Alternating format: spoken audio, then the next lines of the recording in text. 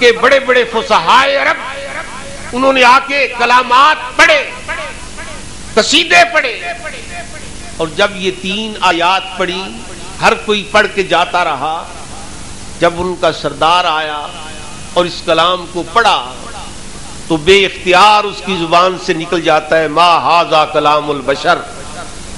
یہ 3 آیات جو کعبے کے اندر آویزہ ہیں یہ کسی انسان کا کلام ہو ہی نہیں سکتا۔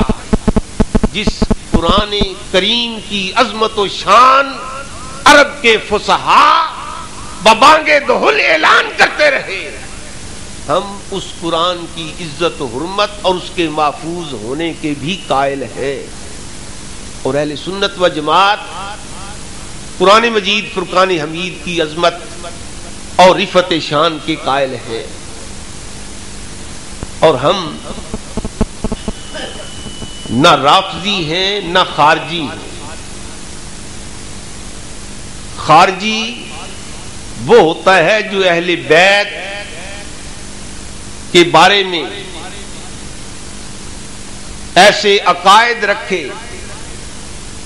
آپ نے مارکیٹ کے اندر ایسی کئی کتابیں دیکھی ہوں گی کہ جن کتابوں میں یزید کو امیر المومنین اور خلیفہ برحق تسلیم کیا گیا اور اس کی شان کے اندر کتابیں لکھ ڈالی، الیاذ باللہ۔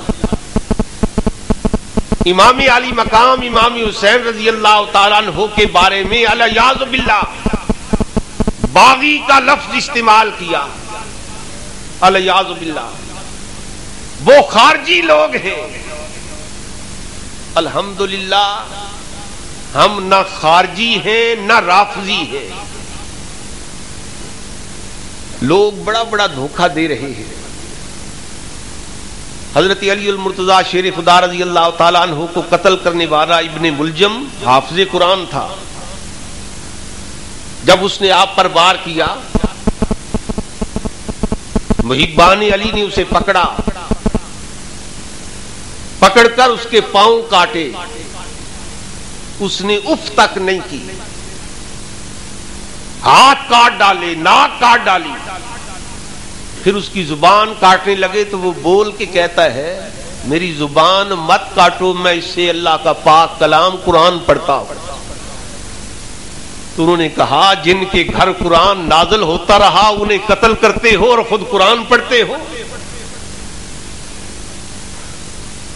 امام علی مقام امام حسین رضی اللہ تعالیٰ عنہ کے جد امجد اور آپ کے والد گرامی حضرت علی المرتضیٰ شیر خدا رضی اللہ تعالیٰ عنہ کا قاتل، جب لوگوں نے اس سے پوچھا کہ تو نے کیوں قتل کیا،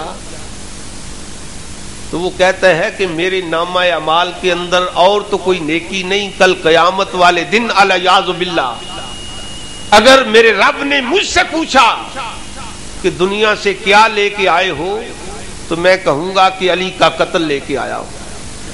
یہ وہ اپنی زبان سے کہتا ہے۔ یہ خارجی لوگ ہیں جو اہل بیت کے ساتھ یہ بغض و عداوت رکھتے ہیں۔ کبھی یزید کو امیر المومنین کہہ ڈالا اور کبھی حدیث قسطنطنیہ کو بیس بنا کر یزید کو رحمت اللہ علیہ کہتے رہے اور مغفور اللہم کی حدیث سنا کر اہل ایمان کے ایمان پر ڈاکے ڈالتے رہے۔ میرے آقا علیہ الصلوۃ والسلام کی وہ حدیث پاک برحق سچ ہے۔ میرا اور اہل سنت و جماعت کے ہر فرد کا یہ ایمان ہے کہ آنکھوں کا دیکھا غلط ہو سکتا ہے، پڑھا ہوا غلط ہو سکتا ہے، کانوں کا سنا ہوا غلط ہو سکتا ہے، لیکن زبان مصطفی سے نکلا ہوا نورانی جملہ غلط نہیں ہو سکتا۔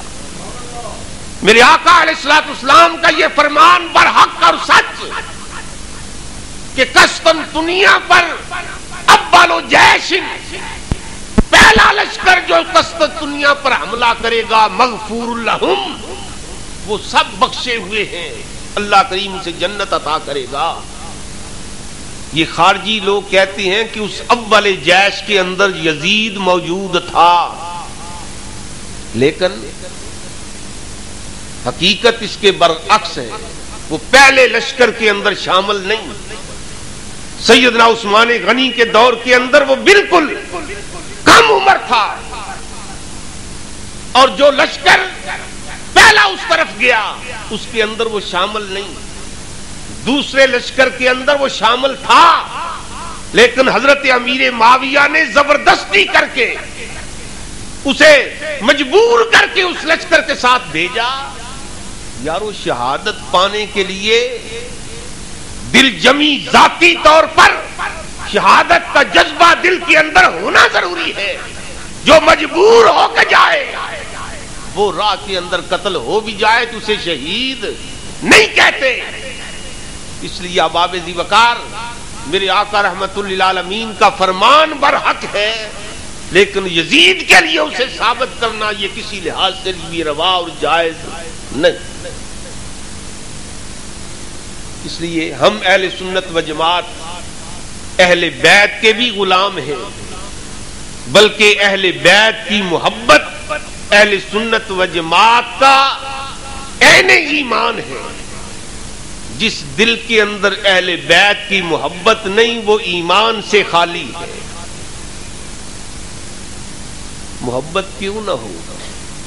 ہم تو اہل سنت و جماعت وہ لوگ ہیں جو مصطفیٰ کی چاہت کو اپنی چاہت سمجھتے ہیں۔ جس سے مصطفیٰ محبت کریں، جس سے پیار کریں، جو بھی چیز ہو ہم اس چیز سے محبت۔ حضرت قاضی عیاض رحمت اللہ تعالی علیہ آپ فرماتے ہیں کہ سرکار دو عالم صلی اللہ تعالی علیہ وآلہ وسلم کو کدو شریف بڑا پسند تھا، کھانوں کے اندر آپ پسند کرتے تھے، اور شوربے میں سے کدو کے ٹکڑے تلاش کر کے آپ کھاتے تھے اور پسند فرماتے تھے۔ قاضی عیاض علیہ رحمت فرماتے ہیں کہ جو بندہ کدو شریف کو ناپسند کرے اور دل کے اندر یہ رکھے اگرچہ سرکار کو پسند تھا لیکن میں پسند نہیں کرتا، وہ ایمان سے خارج ہے، وہ ایمان سے خارج ہے۔ یارو جو مصطفیٰ کی پسند کو ناپسند کرے اس کا ایمان نہیں رہتا۔ جو مصطفیٰ کی اولاد پہ تلواریں اور نیزے چلائے وہ کس طرح ایماندار رہ سکتا ہے؟ اباب ذی وقار ہم اہل سنت و جماعت حضور نبی کریم رؤوف الرحیم صلی اللہ تعالی علیہ وآلہ وسلم کاشانہ اقدس کے اندر تشریف فرما ہے۔ حضرت ابو ہریرہ اور کئی اور صحابہ حضور کے دربار در بار پہ حاضر ہوئے۔ حضور اپنے کاشانہ اقدس سے نکلے، آپ نے چادر اوڑھ رکھی، بڑی چادر ہے، اور اس چادر کے نیچے حسن و حسین ہے۔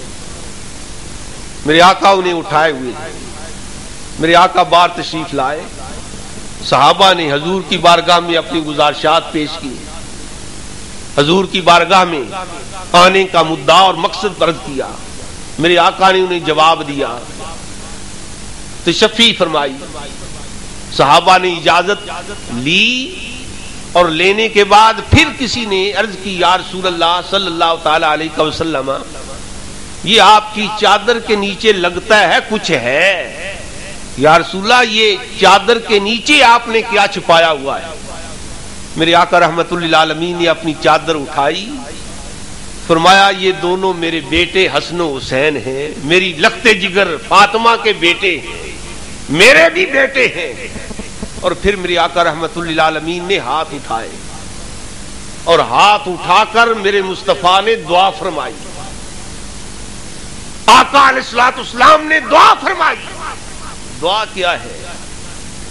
حضور کے لبے لالی سے نکلی ہوئی دعا، میرے آقا نے شاف میں اللہم انی احبہما، اے میرے اللہ میں ان دونوں شہزادوں سے محبت کرتا ہوں، مجھے ان دونوں شہزادوں سے پیار ہے، مجھے ان سے محبت ہے، مجھے ان سے انس ہے، یارو انس کیوں نہ ہو جنہیں مصطفیٰ نے اپنی آغوش کے اندر بٹھا کے تربیت کی ہو، حسن و حسین کو اپنی آغوش نبوت کے اندر بٹھایا ہو. عرض کی مولا اللہم انی احبہما، مولا میں ان دونوں سے محبت کرتا ہوں. فاحبہما، اے میرے پروردگار تو بھی ان سے محبت فرما، تو بھی ان سے محبت کر، تو بھی ان سے پیار کر.